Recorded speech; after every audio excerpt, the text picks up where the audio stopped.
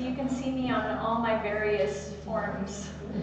And we're good, but we have to get on a plane after this, so we're going to leave. So we're going to talk about restrain yourself, retrain yourself, how to help you and your kids and any adult and kids move away from screens. But first I want to start, there's a little bit of this that overlaps with Dr. Binus, but I want to start by talking about, the differences between the way most of us grew up versus children today are growing up. And as you can see in this picture, that little girl in the front is me. That was, I believe, my 6th grade birthday party at, I think that was Straw Hat Pizza. Anybody ever been to a Straw Hat Pizza? And I was putting my own candles on my cake. I think this is very indicative of me. Even as a child, I was very particular. I'm sure my husband has seen that face on me many times when I'm doing something, because I'm very intense on it. And so I'm probably deciding the distance between each candle and how far it should be too. But this is how birthday parties were when I was little. Does this look like a birthday party that maybe you had when you were a kid? Do you notice, I think that cake was made by my mom. And I think the next year my mom even learned how to put ice cream in the middle of a cake, so it was even more special than that, so it was pretty cool. But all we had was pin the tail on the donkey, and I think you can even see it says donkey party right on that cardboard box there, and we had pizza, and that was pretty much a birthday party, maybe some presents. What's the difference between childhood parties today? Very different. We're going to see some of that, but some of the things that I've noticed in watching kids that I've worked with, and just to give you a little bit of a background, besides being a therapist, my first paying job was when I was 11 years old, and it was babysitting. I don't know who let an 11-year-old babysit their child, but apparently I was really responsible back then because I was allowed to babysit somebody else's kids, not just my own siblings, but somebody else's kids. And that was a wonderful experience because I went on to do a lot more babysitting. Then I became a nanny when I was in college. And then I wound up, I'm skipping some other jobs in there, but then I actually worked in a group home with at-risk teens for 7 years. So I worked with kids who were in gangs, I worked with kids who had committed various other crimes, I won't say what those were. I worked with sexual abuse cycle kids, so kids who had been perpetrated against and had gone on to perpetrate against other children. And then now I don't work specifically with kids, but I do have kids that I work with in private practice as well at Beautiful Minds. So I have seen quite a bit of change over the years in things like even how religion has changed over the years between the time I was a child and today. I've seen how recreation has changed since then, how education has changed, how technology. I can say there was a time when there was no technology. When I was growing up, we had no computer in our home when I was growing up. There was, no computer. We were lucky if we had a long cord on our telephone. And mental health, while I do remember mental health being an issue because specifically that is something that I struggled with myself, but my mom has also struggled with. And I had heard about these things. They were very much where nobody talked about it. And I've seen a huge change over the course of the years with even how mental health has changed, not just with adults, but even how children relate to mental health issues. So the first one I want to cover is religion. Do you know how many different ministries and number of religions there are now? I'm going to go through that a little bit in a second. Actually, I'll just jump to that first screen. So I looked up GuideStar, and if you can see in the center area right there where it says religion, underneath that represents the number of first Buddhist religious organizations in this country. 1,765. When it comes to Christian organizations, 84,706. So this doesn't represent all the people within them, but this actually represents how many ministries there are. And then you have so on and so forth, and down to even other service and other types of organizations. But that's a lot of different religions represented, and ministries and churches represented. And that doesn't even represent even how religion is today, too, for young people. One of the things that I've noticed as I've gotten older, when people talk to me about being quote-unquote Christian, I've noticed that means just about anything nowadays. So I started terming it potluck religion because I noticed people would say things like, oh, well, I believe in this, but I don't believe in that, and I believe in this from this religion, and I believe in that. And then I've recently heard that there's actually a term for it. It's called anonymous religion. So kids are growing up in a day and age where I remember, there was a Lutheran church, a Baptist church, a Seventh-day Adventist church, a Catholic church, a Mormon church, and now it's sort of like anything goes. You make up whatever religion you want to be, and that's your religion. And you can call it whatever you want to, and I think that has to do with the next thing too, is also this concept of postmodernism. Now, when I think of postmodernism, I break it down as the third of three different categories. There's a way that we know truth in our culture right now. And the first way we used to know culture was called pre-modernism. And pre-modernism was this concept that if God says it, that's how it is. And as you look back in the Bible, in the Old Testament, that's how it was. If God said it, this is what we do. And the prophets would even share what God said. But then we came to a day and age where modernism became the thing. And the significance of modernism was, or is, and by the way, some people still believe these as they progress into these other categories, but modernism is this idea that if science says it, or if a politician or somebody in a high position, you could even say a king, if they say it, then that's how it must be. That's what represents truth. And you even hear people say that, oh, you have to trust the science of it. That's considered modernism. I won't believe it until science verifies it. That's a form of modernism. And now we're in the day and age, and it doesn't mean people aren't modernists or pre-modernists, but now we're in a day and age of postmodernism. And what is postmodernism? Well, we've kind of alluded to that this weekend. And postmodernism is the idea of if I have experienced it or if I feel it, that's what's true. Well, what's the problem with postmodernism then? I like to use the analogy, if we all stand on a four-way crossing or a four-way stoplight area, and we're all in different parts of that four-way crossing, and there's an accident in the center there, are we all going to see the accident the same way? No. But not just because of where we're standing, but the past that we've experienced. Say, for instance, this happens sometimes.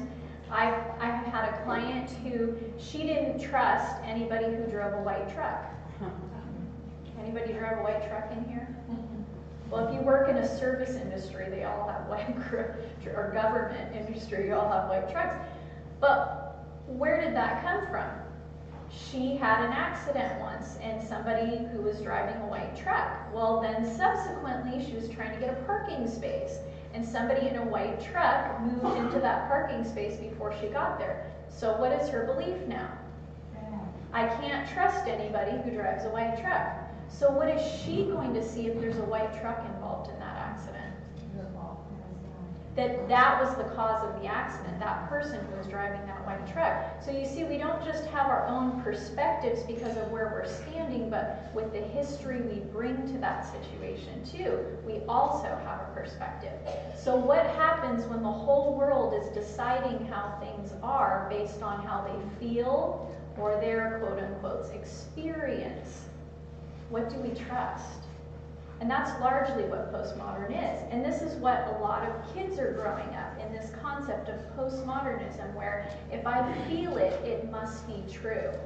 But we've already learned that feelings are not facts. So also another thing, church attendance. Church attendance has largely gone down in our culture too. Not very many young people are attending church. Or if they do, church has changed over the years, hasn't it? From, I see a lot of churches, and, I don't want to judge any of them because I haven't been in all of them, but I know church has largely changed. It used to be, even going back to the Old Testament, you washed yourself, you cleansed yourself and everything before you went into church. What is church now? If I don't like it, I'm going to another church. So it's not about God being there, it's about how does it affect me, and I'm going to go to the church that makes me feel the best or what I want to hear. And also even with tithing, I've talked to lots of churches that, have gone largely down in tithing, either because we're afraid to talk about it, and so what is our investment even into our religious life as well? So I showed you this. But some other things to back up some of the things that I've shared. More than half of U.S. Christians say Christianity's influence on American life is decreasing. And some people think it's a quarter. And I looked up some of these because this is from 2020 when I first put this together. But not too much has changed actually in the last 3 years. And this one says Americans who say Christianity's influence is declining cite growth in number of non-religious people and misconduct by Christian leaders as key reasons. So we can see this is, becoming worse and worse over the years. And this is even a graph that shows what religious preferences in our country: Protestant, Roman Catholic, Jewish, another religion, or even no religion. And you can see which one is actually going up. Oh, so I'll just tell you. Dr. Bainis gave me less time, so I'm going to try to shorten this a little bit so we can make it to the airport. But the one that is actually going up is the non-religion. All of the others have either stayed pretty steady or gone down. And if you can tell, the Protestant one is the blue one that's largely by itself, that starts at about 70% and has gone down to under 40%.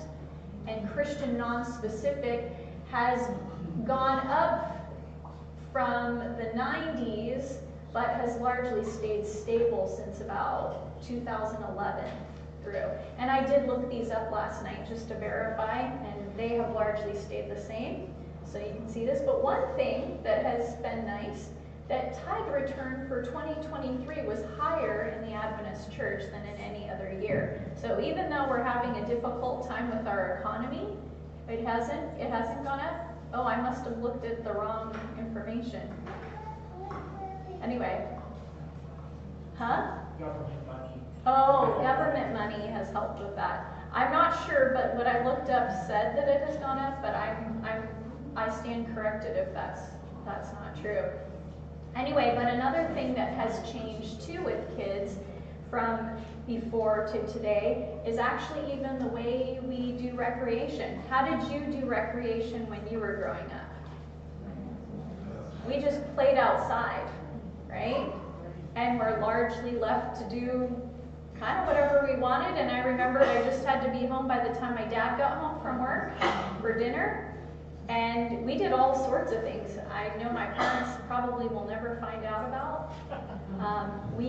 One of my favorite things was try to find change in my friend's couch. For some reason, we didn't have any change in our couch cushions, but she always had change in hers, and we would scrape up enough money to get ice cream cones at Thrifty's Ice Cream, and we would have to ride our bikes to get there a couple miles, and that was like the highlight of our summer day if we could get enough change for all of us to get our ice cream cones. But how many kids play outside nowadays? How many of you want your kids to play outside nowadays? Now, if you live in the country, like I know some of you do, that's not so hard. But if you live in the city and even the suburbs, there's a lot of fears that parents have to let their kids go outside and play. But even sports, sports used to be where, you're lucky if you got a matching t-shirt with the rest of your teammates. But now we spend a lot of money on jerseys and sporting equipment, and everybody's gonna have to have their own. And even now, kids are learning younger and younger how to play sports because a lot of parents want their kids to be the next professional whoever. I remember when Tiger Woods was big, everybody had their 2-year-old out there on the golf course trying to learn how to play golf so they could, get their inheritance from their child because they were going to be this famous golfer. And we see how intense even parents get because they're living vicariously through their children, that sort of thing. Parties have even changed. We're going to see a little bit of that too. And even the change in driver's license. Let's see about this. So now there is actually a term called free-range parenting or free-range children. And even in 2018, Utah became the first state to enact legislation which explicitly protected parents' right to free-range their children. Do you know why this was even an issue?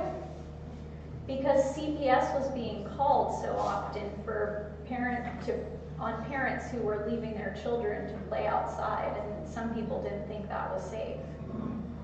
So they enacted legislation to protect those parents. But there's all different types of parents. What parent are you? Are you a lawnmower parent? Do you tend to mow down all of your children's challenges, discomforts, and struggles? Helicopter parent, where you hover, and this can even continue through not just college, but even adult life? Or a free-range parent, where you allow your kids to, it doesn't have to be just walking to school or a nearby playground. Or are you an attachment parent? You use natural closeness rather than the clock to determine your baby's needs. Or tiger parent or elephant parent, you can look those up later. But free-range parenting is the concept of raising children in the spirit of encouraging them to function independently and with limited parental supervision in accordance of their age and development. And this is important, If we hover too much, which sometimes I'm seeing this more and more, if we hover too much, what happens when kids grow older? They become entirely dependent. And what are we seeing more and more today? Kids are living with their parents until they're in their 40s. Yeah.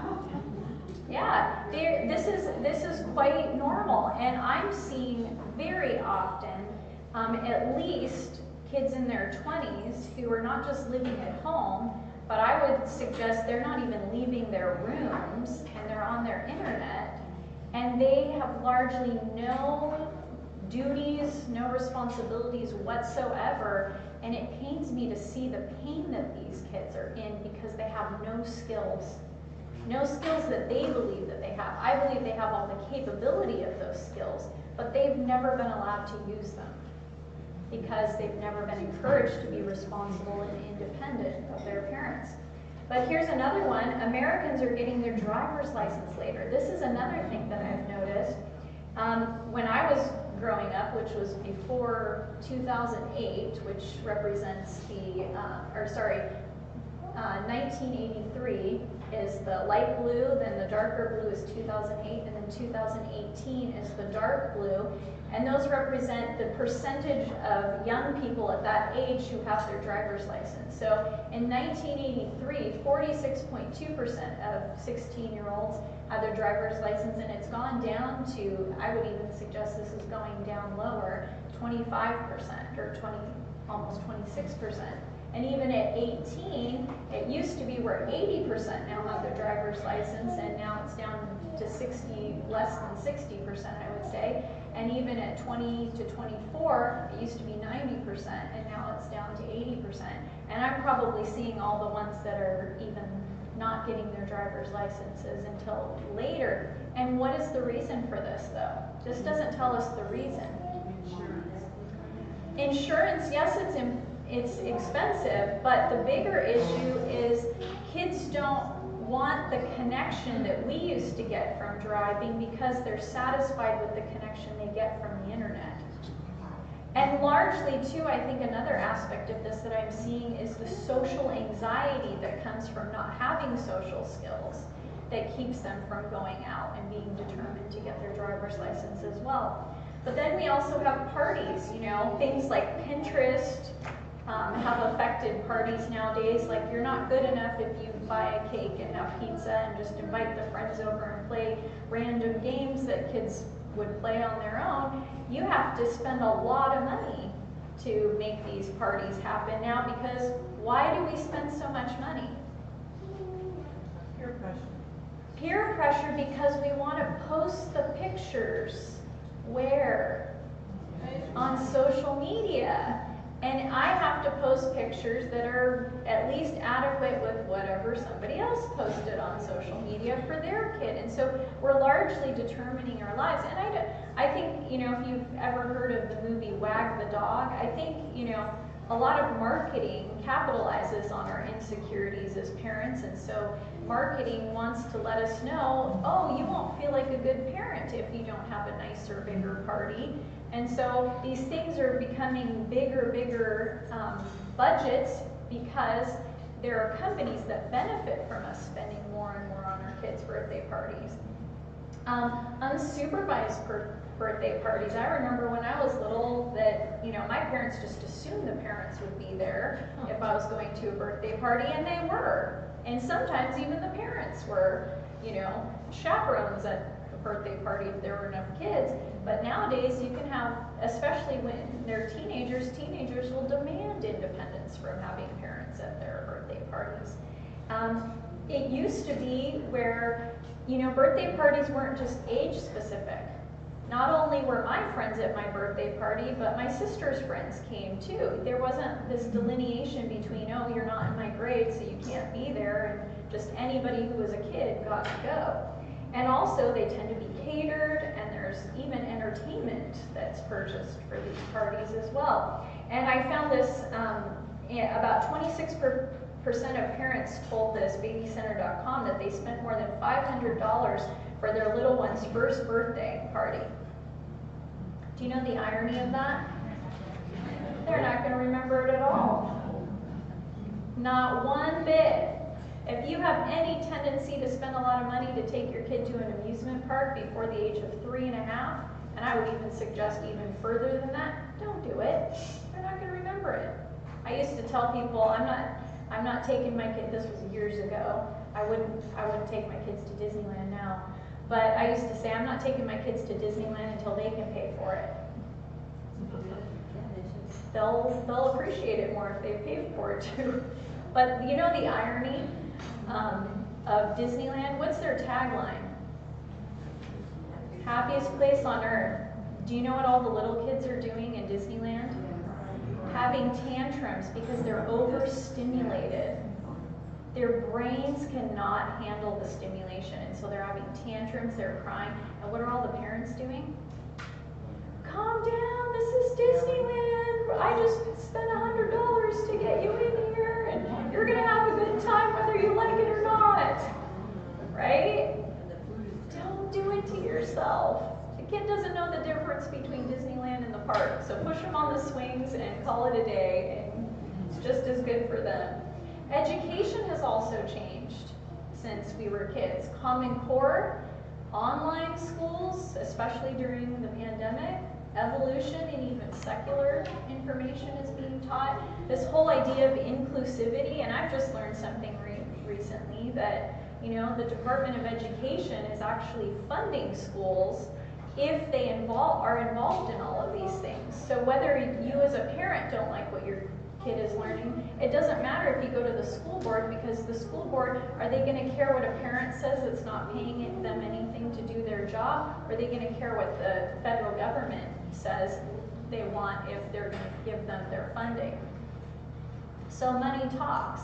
And technology is also a big part of education nowadays, and classroom size is even changing. In Nevada, the classrooms have jumped to 36 students as opposed to 28 students. And so what happens to the teachers too? I remember when I was teaching at Weimar and we were accredited there, and I went from 14 students the first year to 16 students in my class the second year to we got funded and I had 36 students the third year. I had to quit after that. I was like, I don't have the time. I can't keep up with 36 students plus a full-time job, so I have to, I was only teaching one class, but one class is not just the hours that you're in the classroom. There's a lot of other hours that go with that. And so this changes even the teachers and what they're dealing with. And in the fall of 2019, the National Center of Education Statistics reported that the percentage of white students had dropped to 46.6%, while Hispanic enrollment had increased to 27.4%, and then obviously other students too. And this isn't to say that this is a bad thing, but what happens when culture changes in the classroom too? With these changes in students also represents culture changes that happen.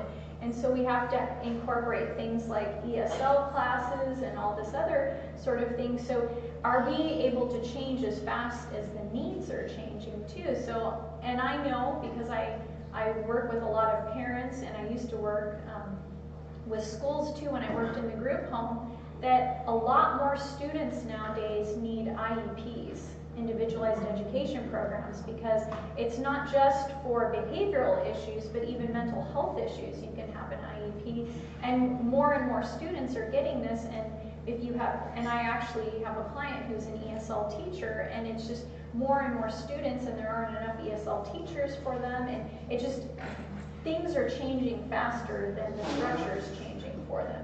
But with this school spending increases, I said the ESL and IEPs, child development versus college bound. Now it's hard to focus on making kids college bound when you're just trying to meet their basic needs in the classroom, because you also don't understand how much each of those children's individual home lives are affecting the classroom as well. So now they're getting more involved in character development, because kids aren't getting along and they're having all kinds of struggles in the classroom. And I feel sorry for teachers, because a lot of times parents expect, hey, take my kid and fix my kid for me, just like they do with me in therapy. I require parents to come now for at least the first session with their child, because as a therapist, I recognize the child probably isn't as much as a problem as maybe the parenting has been. Now, I'm not saying there aren't exceptions to that, but I want to work with the parent, and then oftentimes the child gets better. And then parents are having a hard time helping their students because even the education has changed, and they don't know how to help with these things due to things like Common Core. And then there's an increased focus on evolution and inclusivity that's also happening in the classroom as well. I'm going to skip this one. In 2019, it says when it comes to the pressure teens face, academics tops the list. So 61% of teens say they feel a lot of pressure to get good grades. I don't know if the grade part is so much the pressure, but the pressure to get good grades when you don't feel like you have the coping skills to even manage your life. I did work in a school, an Adventist high school, and one of the things I noticed is how hard is it to study when your home life is not so good? Because all day you're thinking so many hours until I have to go home and deal with this situation. And how many more hours? So academics, yes, you have this added pressure of academics, but how hard is it to do academics when you have all these other things that you're dealing with as well at home? But then we come to technology. This is probably a little archaic to say like cable and satellite nowadays, but even smart TVs, cell phones, smartphones, videos, computer games, YouTube, and all various forms of social media out there, chat rooms. This is one of the ones that I didn't understand until maybe within the last several years, how dark chat rooms have become. I've had young people, more of the 20-year-olds, maybe younger, who just haven't shared with me, but there are chat rooms where people actually perpetrate, once you go into this one chat room, they figure out what you like, and then they start grooming you to go into VIP chat rooms where you can only go into those chat rooms if you're willing to profess certain things. And what happens when you're a kid and you want to be accepted, or a young person and you want to feel special? Well, yeah, I'll do that. And then in those VIP chat rooms where nobody else can see what's going on, they start talking about things that are very dark and contrary to all the things that we should be being a part of as Christians. And this is happening more and more and more. And also pornography is a big thing that comes with technology too. And I'll get to that. The average age that kids get their first cell phone is 10 years old, with nearly 40% of kids having a social media account by age 11. Do you know what also comes at age 11 after a kid gets a smartphone? Exposure to pornography. That's the average age of exposure to pornography. And the number one way that kids are getting pornography? Via a cell phone. And you know the sad thing, even if you don't give your kid a cell phone, they only need one friend with a cell phone, or one acquaintance at school with a cell phone to be introduced to pornography. And I've worked with kids who had other kids give them extra cell phones. So we didn't even know they had a cell phone until we found out later that they were using a cell phone, because a kid had an extra cell phone that their parents weren't using that was still hooked up, and so they were using it too. You think drugs is the only thing they're passing around? That's not the only thing. And so more and more kids are getting this. But another thing, and I talked about this yesterday too, and I hate to harp on something, but I think this is really important because it's such a predominant thing, and not just the technology that these kids are getting, but it's also even in the books kids are reading nowadays. Has anybody been to a Barnes & Noble lately? I don't even want to go there. Ask my husband. The last time we went in there, it made me so sad to see the books that are put out for young people nowadays, especially teens and early teens. It is so sad because it's all fantasy, it's all anime, which there's deep, dark stuff involved in anime that you don't want to be a part of, and it's very early pornography exposure in anime as well. And also, did I say fantasy? And spiritualism is the other one. Those are the three top things. And they all involve all of the things that we don't want our kids to be exposed to. Every single one of those things. And they're all under the category of dystopian themes. And it's interesting because I found this not even on an anti-dystopian website, but dystopian fiction can be a way to educate and warn humanity about the dangers of current social and political structures. Now that's not in a good way. Don't we need structure in government? We do. God is a God of organization, not a God of chaos. But most postmodernism is about destroy anything that's organized. And so the way to warm people up to this is to create these dystopian societies that you're reading about, so that you create all kinds of, frustration with the status quo of society. It's a way to incorporate socialist views. It's also another way to help people suspend disbelief while you introduce an idea that maybe they wouldn't normally accept. So this is one of the things that it does, and it also it deals with behaviorism. So when we don't like a certain behavior, it introduces that behavior so that we'll be more likely to accept it.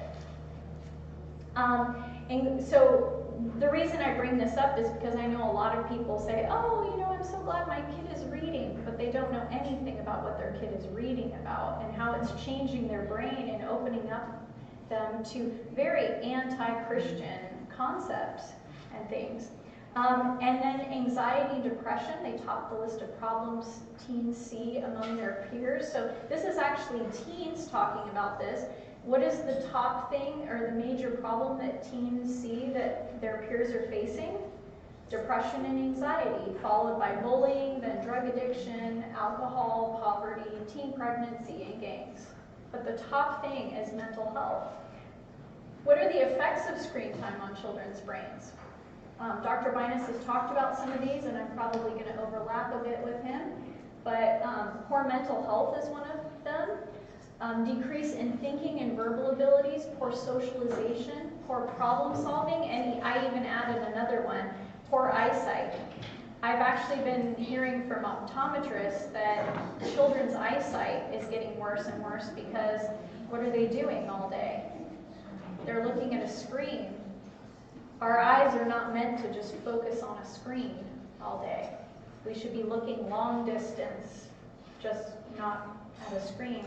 Teens who spend lots of time using digital devices are prone to psychiatric problems. Children who are heavy users of digital devices are twice as likely as infrequent users. So this isn't not using at all, but just infrequent users to show symptoms of ADHD, the study finds.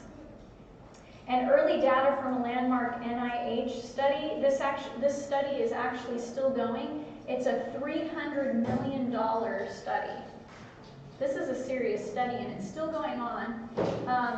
It began in 2018, indicates that children who spend more than 2 hours a day on screen time activities scored lower on language and thinking tests. And some children with more than 7 hours a day. And by the way, that sounds extreme. It's not. I'm not saying extreme in what they're doing, but a lot of kids are spending more than 7 hours a day on their screens. Experience thinning of the brain's cortex, the area of the brain related to critical thinking and reasoning. And one of the authors of the study says, we're not sure that what this data means yet, but what we can hypothesize is that screens could inhibit certain aspects of a child's development by narrowing their focus of interest and limiting other means of exploration and learning. And when I think of this, I think, wow, when I was growing up, we didn't have a TV at first because we couldn't afford one. That was really the reason. And then ironically, I don't know if the devil was involved in this, but my dad won a TV at work when I was in 5th grade. Do you know what I did up until that point? One of my favorite activities, I'll never forget this, I did read. I loved reading even though I wasn't good at it at first, but I got myself back to where I needed to be reading. But the other thing I did was I was very creative as a kid. I'm the oldest of 4, my brother's the baby, and when he was born, he's almost 9 years younger than me. When he was born, I took 3 of the diaper boxes, you know, those large Pampers diaper boxes, and I put them together and I made a dollhouse. Now, I love Legos, but this was like pre-Lego kind of stuff where I would take foam that my mom had left over from something, I would glue fabric on it and make couches for this imaginary doll. I actually never played with dolls. I was too practical to do that apparently. I couldn't imagine them talking to each other, these dumb creatures, like I'm trying to make them have conversations. But I had no problem building a dollhouse. And that dollhouse took me probably a whole week. But I remember one day my mom even coming into my room saying, "Aren't you going to come out and eat?" And I was having so much fun creating. But I didn't have a TV to distract me from that creativity. And I imagine, what would we do as a society if none of the kids had something to distract them from all the creative things that they could be doing? Kind of interesting. I still love to build to this day. But teenagers now spend an average 4.5 hours a day on their phones. That's average.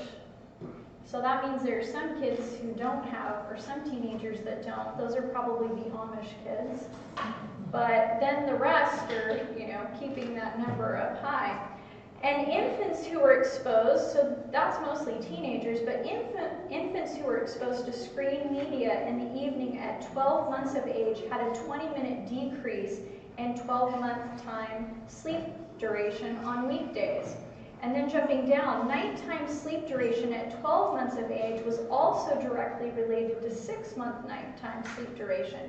So the earlier a child gets, you know, screen time, the less they sleep, and the less they sleep early on is going to show up also later on too in their lives. So they'll sleep less. So the more screen time you get early on, the less screen time you're going to get even later on as you grow older, but especially in infants. Cross-sectional study of 47 healthy pre-kindergarten children, I don't know what constitutes healthy, screen use greater than that recommended by the American Academy of Pediatrics guidelines was associated with 1, lower measures of microstructural organization and myelination of the brain white matter tracts that support language and emergent literacy skills, and 2, corresponding cognitive assessments.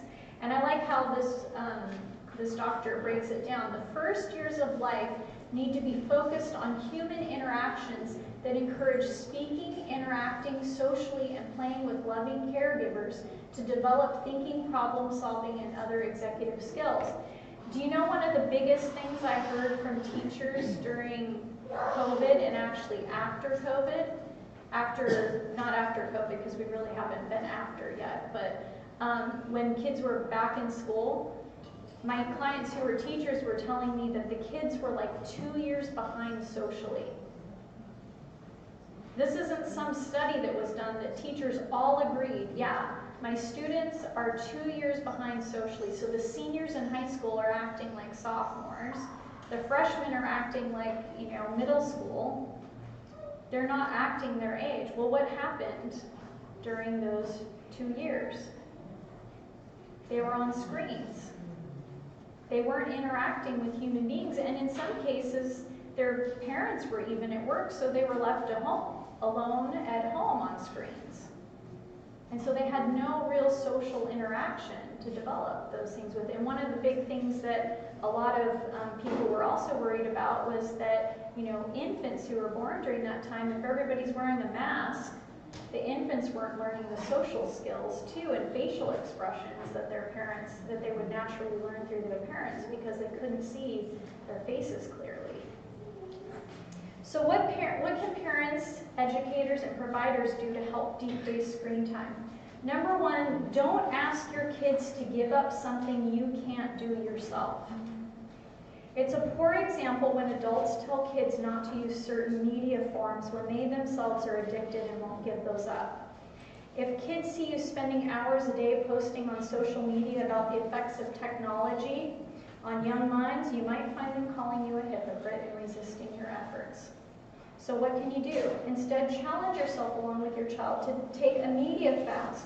If you do it, your child is more likely to do it too. And I've added Hebrews 6:12, that you do not become lazy, but imitate those who through faith and patience inherit the promises. And I like this little meme. How do you get your child to read books? Kids love to mimic their parents. If you're a parent, you know this. Another thing, don't take something away without offering something just as good or better. If no media equals boredom and sitting doing nothing, then first chance your child gets, they will be back to the media. They will find a way back, and there's plenty of ways to do that through other kids, all sorts of things. But if you take media away and you don't offer them something else, your kids are gonna, rebel as soon as they have the chance. So instead, slowly limit media while filling its place with novel and interesting projects, work, and mission-minded service. You will find a much easier time implementing less media expectations. Yes, they may resist at first, but as you stick to a consistent source of substitutions, your child will start to appreciate those just as much, if not more, and their sense of worth will also increase. Do you know one of the greatest reasons why kids don't feel like any meaning and purpose in life today? And they're looking for their identity in all sorts of other ways? Because they don't have something meaningful and purposeful to do. One of my friends gave her daughter a broom and a dustpan, and her daughter was 2 years old. And then she dropped some dried beans on the kitchen floor, and then she videotaped it. That was the most hilarious thing you have ever ever seen. Because as soon as she swept some into the dustpan and picked the dustpan up, how good is a 2-year-old at dexterity? Not very good. So as soon as she picked it up, she dropped the beans down again, and then she'd have to try to sweep them, and she'd sweep them past the dustpan. I was laughing, because it was the most frustrating thing to watch. This little girl, but you should have seen the look on her face. She was so proud of herself. She was just like Mommy. Just like Mommy sweeping the floor. And I don't know how long she lasted, because my friend doesn't let her watch TV, but she was there for quite a while. I think after a couple minutes she stopped the video, but it was so cute to watch her. She was so proud of herself. That was the best part of it. Yes, I was frustrated watching her keep going past and not picking anything up, but just to watch her face, you could have given her anything. And then her mom would also give her a spray bottle with water and a dust cloth, and have her dust the living room coffee table. And she would spray, and she would miss spots and everything, but she felt just like Mommy, and she had meaning and purpose in her life. So if you want to give kids meaning and purpose, give them something to do, even if they do a horrible job at it. They'll get better if they keep trying anyway. So give them something, offer them something better than just television and screens. And also, don't forget that we are in a day and age where kids don't remember a time without technology. It's easy for some of us because we remember most of our lives without technology. But what if kids don't know that? Then that's all they know nowadays, especially if they're in school and see how everybody else is using it. So think about what it must be like to live in a world without memory of technology. Many of us know that world and have that as a reason for limiting our use, but anyone born during or after 2000 only knows cell phones, cable, satellite, DVR, on-demand, binge-watching, internet, and the list goes on. Give your child something inspiring in the fun and beautiful stories you share of your own childhood without media. Help their imaginations back to simple times and offer to show them. Again, if you enjoy doing something, your child will also enjoy doing something. So help them remember those things that you enjoy doing, and then do them with them. I used to color with the kids in my group home. And these were teenage boys who were criminals. But do you know why they ultimately would color with me? Because no matter how much they put me down for coloring, and well, that's for little kids, and that's for babies. Like, I'm not a baby and I like doing it. And I would sit down right in front of them and color until I got 5 out of 6 of the kids to sit down and color with me. And the only one that wasn't coloring was still sitting in the room with us, even though he wouldn't bend himself to color. But the other ones, you know what they wound up coloring? Precious Moments coloring books. And some of them were coloring them for girls that they liked in their classes. I thought that was kind of cute, but they were doing it. I would take some of my boys on walks and we would catch lizards. Now ask me how much I like catching a lizard.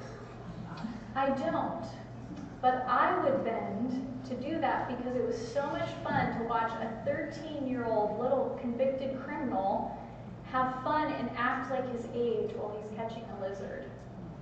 And I would suck up all of that, like, I don't want to be around this, and I would do it anyway, because it was that much fun to watch him actually act his age and not try to be all tough and everything for once. Don't forget to have a loving attitude. And this is so important. I often hear kids talk about their parents coming down like a hammer after hearing the benefits of limited or no media.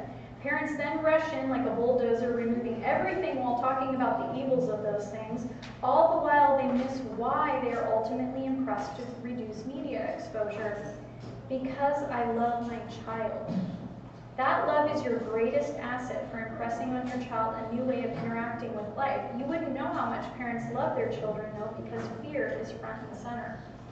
I remember when I was wanting to go to the city for New Year's Eve, and I was probably 17 or 18 at the time, and normally my dad would just say no, and I'd be like, okay, I guess I can't go. But this one time, my dad got really teary-eyed, and I thought, let's what's going on here?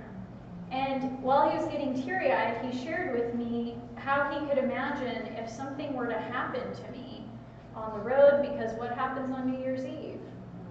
A lot of drinking. And he knew that I would be back or be driving while people might be out on the road and having had alcohol. And it dawned on me, I don't want to break my dad's heart. Now, I'm a pretty stubborn person by nature, and so my dad wouldn't normally have changed my heart if he had just said, oh, I don't want you doing it, you could get hurt. But to see how much he cared about me, I didn't want to break his heart. I could imagine if something happened to me, how much it would hurt him. And sometimes that is our greatest asset, when we show that we actually care. And we're even told that when we, want to win souls to Christ. Would we die for those people when we're confronting them with their sin? If we can't say that, how can we do that in the most loving way? And this one, don't neglect prayer. This is the most important point. It's a very hard thing to get rid of or reduce media. There are psychologists, marketing teams, engineers who spend their whole work lives studying how to make media more effective and addictive. Your efforts are no match for that. Your efforts alone are no match for that. So pray often. Only connection with the source of all divine power will help you and your child overcome the devil's greatest efforts at shackling minds to himself. And the Lord said in Luke 22:31-32, Simon, Simon, indeed, Satan has asked for you that he may sift you as wheat. But I have prayed for you that your faith should not fail. And when you have returned to me, strengthen your brethren. Don't neglect your child's need for affection. It's a fact that kids will seek out what they want when they don't get what they need. We had a saying in the group home, rules without relationship equals rebellion. Your child has a need for love and affection and will seek for it outside if they can't get it from you. If they are full at home, they will be less likely to go looking for fulfillment elsewhere, including online. Do seek out time just to sit and take pleasure in your child. Hug them, hold their hand, kiss their forehead. Talk about what you like about him or her. Balance between directives and pleasure time. Jeremiah 31:3, the Lord has appeared of old to me, saying, yes, I have loved you with an everlasting love. Therefore, with loving kindness have I drawn you. We're not winning this battle by ourselves. This is not something that you on your own, and one of the greatest tests of a Christian is our patience. And that doesn't mean we give in to bad things. It means that we understand that there's a process. And sometimes if we've gone the wrong way in our parenting, it's going to take a while to get back on the right track. But with God and understanding and focusing on how much we love our children, that is the way to win their hearts back. And the last thing I want to share with you, one thing, don't forget your power. As long as your child benefits from what you do for them, i.e. drive them places and buy them things, you still have power. So while implementing boundaries, also have appropriate consequences for breaking boundaries. So you do have power as a parent. The hardest thing that I hear from a parent is, or one of the hardest things is, I don't know how to get my kid to do this. And I always have to help the parent understand where their power lies. If your child is dependent on you in any way, you still have power. So if they're dependent financially or they're living under your roof, you still have power. You have a lot more power than you believe you do. So I mentioned this yesterday, you can turn off the internet. If you're paying for the cell phone, you can turn that off. You can do all kinds of things. Most of the time I find out though, it's more of an inconvenience for the parent to have to go through the conflict that comes with it, as opposed to, I just don't have power. So consider that and recognize that you do have power, and a little creativity, a little love, you can help your family get back on track, and those you love too. Well, thank you, and don't forget to listen to our podcast. And again, we're really happy to be here. I'll miss hanging out with all of you and getting to know some of you deeper number as well. And yeah, keep in touch with us. Have a good rest of your day. Thank you.